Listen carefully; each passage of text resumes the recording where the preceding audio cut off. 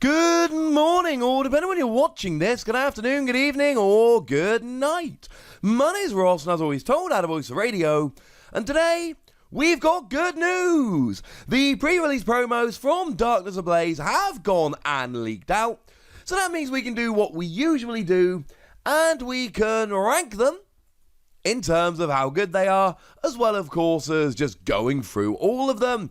Now, these images were originally shared, I believe, around on pokebeach.com. The particular source for the images I'm using in this video are alphatest.tcg on Facebook, a page I've used quite a few times before. So, shout out to those dudes for sharing the images. Anyone that shares these images makes my life easier, and I am delighted. And starting off then, and this is the clearest 1 to 4 ranking we have had in a while for these pre-release promos. So coming in at number 4, we've got KANGASIKAN. And I don't think KANGASIKAN is some kind of terrible card, but I do think it is clearly number 4 amongst all of them. The real hook here, right? It's not free energy 100 damage. It's 2 energy, 30 damage. But if any of your Pokemon were knocked out by damage from an attack from your opponent's Pokemon during their last turn, you do 120. Now, on the one hand, this reminds me of my boy Terrakion, who really was instrumental in getting me into the World Championships that year I played. But then again, Terrakion hit weakness on Darkrai. And that was why Terrakion was so gosh darn good. It was my Darkrai counter, and that year, 2012, Darkrai was everywhere. Like proper job, full on, over the top, everywhere. So you know what? It's probably not terribly surprising that Terrakion was so good. The good news for KANGASIKAN is that you've got twin energy to pay this attack in a single cost. The bad news is you're not hitting anything for weakness. And that's the biggest problem with KANGASIKAN here. 120 for 2 energy is very good. The fact that it's got to be a twin energy really, or else it gets awkward, is annoying. The fact that you've got to have had a Pokemon KO'd by damage, remember poison, burn, etc., or an ability won't count, is a bit of a pain. And then by the same token, it's just not quite enough damage when you're not hitting for weakness. If you were hitting for weakness against a relevant Pokemon, if this was fighting and you could get a one-hit KO on a Pikachu and Zekrom, I am in. If this is fire and you're getting a one-hit KO on Zacian, I am in. But it's not. It's colorless. Yes, we've got powerful colorless energy, which is strong energy for colorless Pokemon. It lets you do an extra 20 damage. But even then, you're up to 140. You will jump over all those 130 HP Pokemon like KANGASIKAN, but I fear that this is going to be a fun little tech, but never be a great card. In at number 3, we've got Hydreigon. Now, Hydreigon here, really it's the ability. Free energy 130 for the attack, no.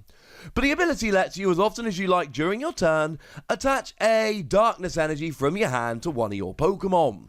And this kind of ability has been featured on multiple World Championship winning Pokemon. In 2011, Worlds was won by an Emboar deck.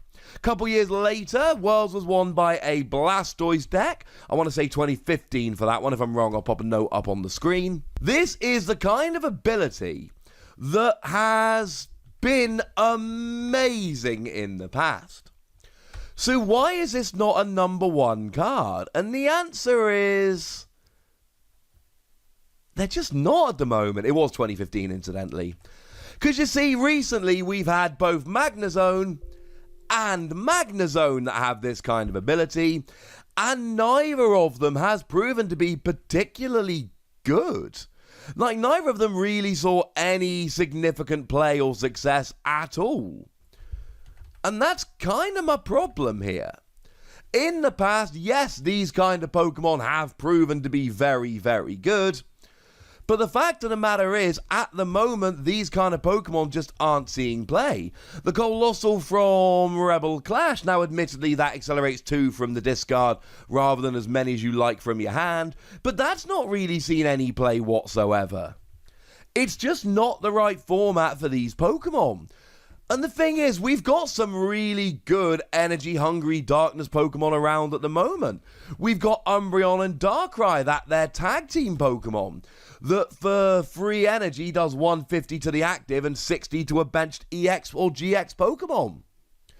Also, right, 1 energy, your opponent cannot play any trainer cards from the hand during their next turn, but if you got 6 energy on total, you also get an instant KO on whatever's active. Or there's something like Mega Sableye and Tyranitar, which can do 210 for 5 energy, but if you KO an EX or a GX, you take an extra prize. Or if you can get 10 energy on there, you do 250 while discarding the top 15 cards of your opponent's deck.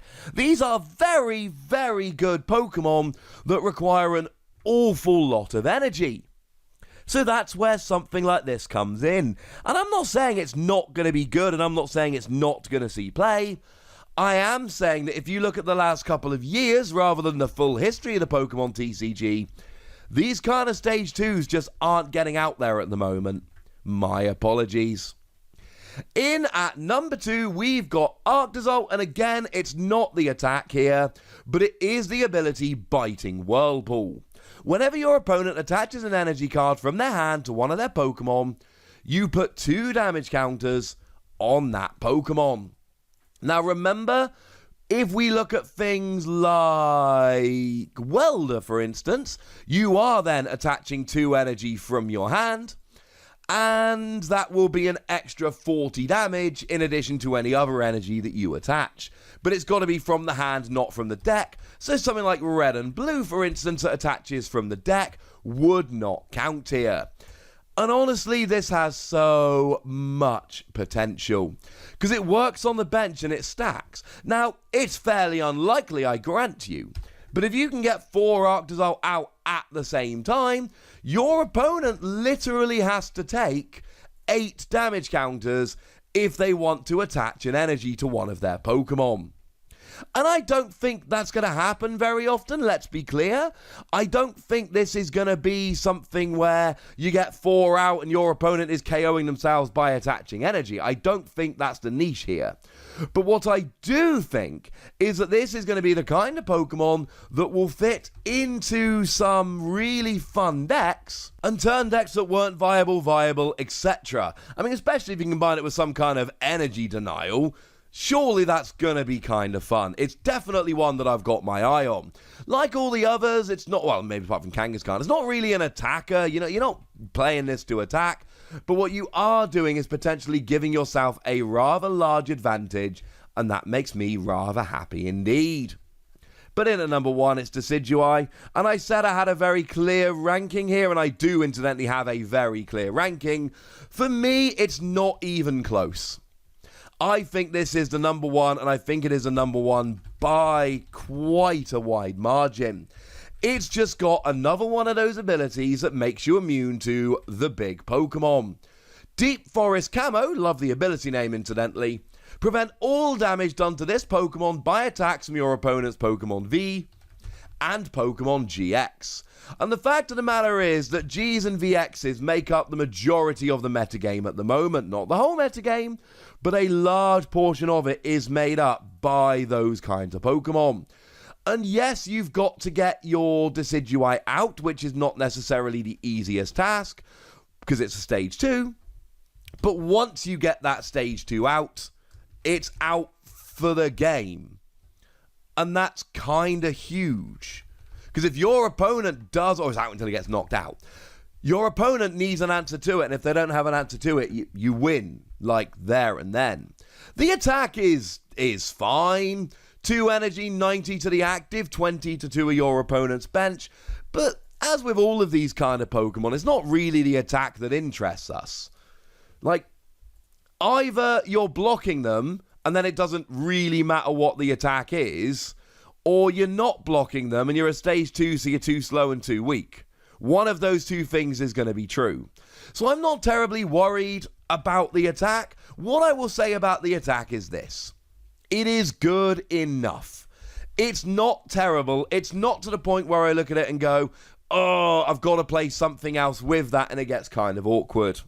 There's a lot of other Pokemon from this set I would rather have had as pre-release promos, but I tell you what, ladies and gentlemen, I'm not upset with the 4 that we've got. I do think there is a very clear 1 to 4 ranking, and as far as I'm concerned, when you're going out to pre-releases, if they happen, or getting pre-release kits to play at home over the internet, if they don't, cross your fingers for a Decidueye, because this one is really, really good. So that's what I think, ladies and gentlemen.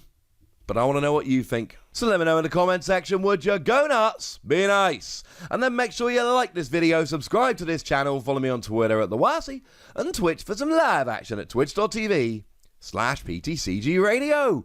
If you want to support the channel, get some bonus podcasts and all that good stuff, head on over to patreon.com/PTCGRadio, where you can do exactly that. But by far the most important thing is always, look after yourselves till next time, would ya?